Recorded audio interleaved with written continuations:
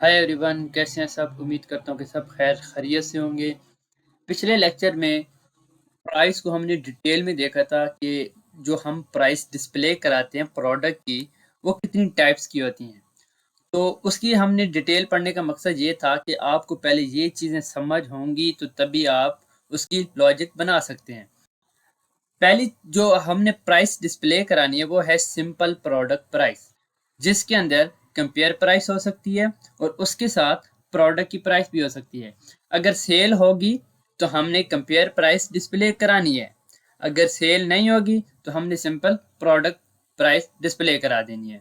ऊपर मैंने क्या सेव करा दिया, प्रोडक्ट।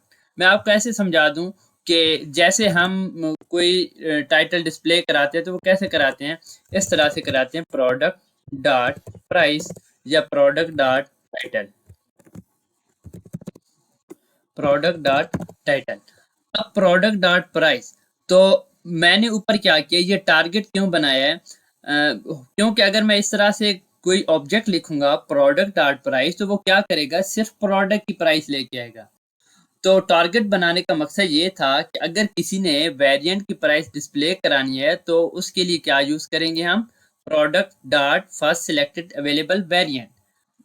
जो जहाँ पे हमने प्रोडक्ट लिखी है, जो इसका ऑब्जेक्ट है, तो उसकी जगह हमने सिंपल क्या कर देना है, टारगेट। क्यों? क्योंकि जो हम डिटेल गेट कर रहे थे जो भी वेरिएंट की, उसको हमने सेव कर दिया टारगेट में। अगर हमारे पास कोई प्रोडक्ट टाइटल भी आएगा तो हमने नीचे भी प्रोडक्ट सेव करा रखी है, इसमें सेव कराई है टारगेट में। तो नीचे जाके हमने जो वेरिएबल यूज करना है वो टारगेट का करना है। अगर टाइटल डिस्प्ले कराना है तो टारगेट डॉट टाइटल। आपको समझाने का मकसद ये था कि अगर किसी ने वेरिएंट डिस्प्ले कराना होगा तो टारगेट में वेरिएंट का डेटा चला जाएगा। अगर किसी ने सिंपल प्रोडक्ट की प्राइस या टाइटल डिस्प्ले कराना है तो सिंपल हमने क्या सेव करा दिया, टारगेट के अंदर प्रोडक्ट। बस वेरिएबल बनाने का मकसद ये था कि जो डेटा हमें मिलेगा वो हम नीचे जाके डिस्प्ले करा देंगे। तो नीचे हमने कैसे यूज करना है, इस तरह से प्रोडक्ट डॉट प्राइस की जगह हम यूज करेंगे टारगेट डॉट प्राइस। तो हम नीचे जाते हैं, जो पहली चीज थी जिसके अंदर हमने सिंपल प्रोडक्ट प्राइस डिस्प्ले करानी थी, उसके अंदर हम पहले कंडीशन लगाते हैं। कौन सी condition, if target dot compare at price, compare at price अगर ग्रेटर देन है टारगेट डॉट प्राइस से। मैं आपको बताता हूँ ये कंडीशन हम क्यों लगा रहे हैं। अगर आप कोई सेल लगाते हैं तो सेल के लिए क्या करते हैं, अगर पहले आपकी कोई भी प्रोडक्ट्स 100 रुपीज की थी, अगर आपने उसको 80 पे ले गए हैं तो जो 100 हमारे पास होती है उसको किस में रखते हैं हम, कंपेयर प्राइस में। तो 100 क्या हो गई, कंपेयर प्राइस। और जो हम जिस पे सेल लगा के 80 कर रहे हैं तो उसको हम किस में रख देते हैं, प्रोडक्ट प्राइस में। तो वो हमारे पास कितनी है, 80। तो यहाँ पे कंडीशन हम सिंपल क्या चेक करेंगे कि जो कंपेयर प्राइस है अगर ग्रेटर देन आ गई है इससे, टारगेट डॉट प्राइस है, तो इससे हमें क्या पता चलेगा कि यूजर ने क्या लगा दिया है, सेल लगा दिया है। तो इसको मैं एंड इफ कर देता हूँ।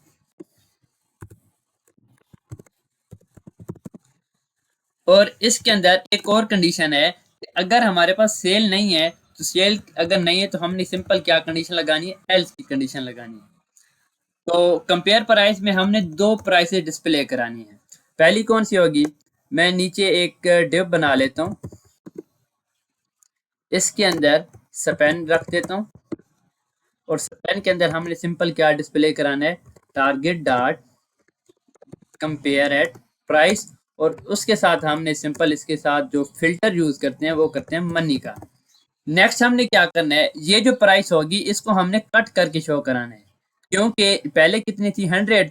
तो 100 प्राइस को हमने क्या शो कराना है, कट करके। तो इसकी एक क्लास बना लेते हैं जिसका नाम हम रखते हैं कट प्राइस, या सेल प्राइस भी रख सकते हैं। समझाने के लिए मैंने अभी सिंपल क्लास रखी है।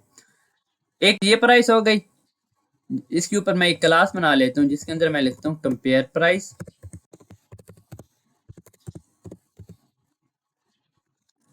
और इसके साथ दूसरी प्राइस भी हमने डिस्प्ले करानी होगी जो हमने सेल लगा के रखी है। पहले 100 थी तो 100 को हमने कट करके शो कराना है, जो बाद की प्राइस है उसको भी साथ डिस्प्ले तो कराना है। कि पहले 100 की थी अब 80 की है, तो उसको सिंपल हम इधर स्पैन बना लेते हैं। इसके अंदर हमने सिंपल शो कराना है टारगेट डॉट प्राइस। ये थी हमारे पास जो सिंपल कंपेयर प्राइस हमने शो करानी थी।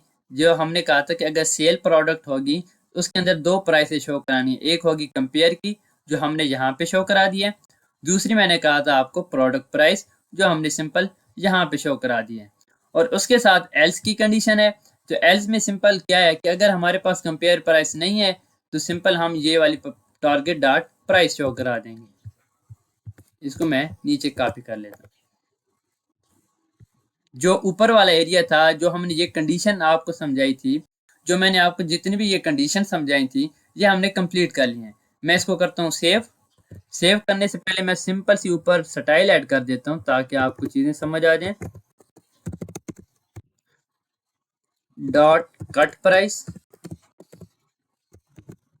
कट प्राइस को हमने क्या करना है, कट दिखाने के लिए हम क्या करते हैं, टेक्स्ट डेकोरेशन हमने क्या करना है, लाइन थ्रू। इसको मैं करता हूँ सेव। पिछले लेक्चर में जो कार्ड प्रोडक्ट बनाया था उसके अंदर जो इंफॉर्मेशन रखी थी वो टाइटल और साथ वेंडर रखा था। इसको मैं रिफ्रेश करूंगा तो इसके साथ एक और प्राइस ऐड हो जाएगी। तो इसको मैं रिफ्रेश करता हूँ। ये देखें, आप पहली प्रोडक्ट देखें, ये ऊपर हमने कुछ चीज़ें ऐड की हैं उनको रिमूव कर देते हैं। ये जो मैंने एक लाइन ऐड की थी इसको मैं रिमूव करता हूँ। इसको करता हूँ सेव। दोबारा से मैं रिफ्रेश करता हूँ। ये प्रोडक्ट देखें आप, पहले कितने की थी, 9,000 की, अब कितनी की है, 3,000 की। तो इसके साथ हमने क्या शो कराना है, मनी हमने शो करानी है। इसका जो फिल्टर होता है वो भी साथ शो करा देते हैं मनी, और जो नीचे हमने लिखा था उसके साथ भी आप शो करा दें ताकि आपको पता चले जो जिस तरह से प्राइस होती है उस हिसाब से शो होगी। उसके साथ सैम्बल भी आएगा, अगर उसके साथ कुछ पॉइंट्स हैं तो पॉइंट्स में भी वैल्यू आ जाती है। तो इसको मैं दोबारा से रिफ्रेश करता हूँ और ये जो स्पैन है इसको मैं उठा के इसके साथ रख देता हूँ आमने सामने ताकि आपको पता चले। और इसका कलर हम करते हैं रेड। जो कट प्राइस है इसका साथ में हम करते हैं कलर रेड। अब इसको मैं करता हूँ रिफ्रेश। पहले ये प्रोडक्ट थी 9,000 की, अब कितनी की है, 3,000 की। क्योंकि इस प्रोडक्ट के अंदर क्या मौजूद थी, सेल प्राइस, कंपेयर प्राइस। जब इसके अंदर कंपेयर प्राइस अवेलेबल थी तो जो हमारा लूप चला है, जो इफ कंडीशन चली है, तो इफ कंडीशन कौन सी चली है, ये वाली।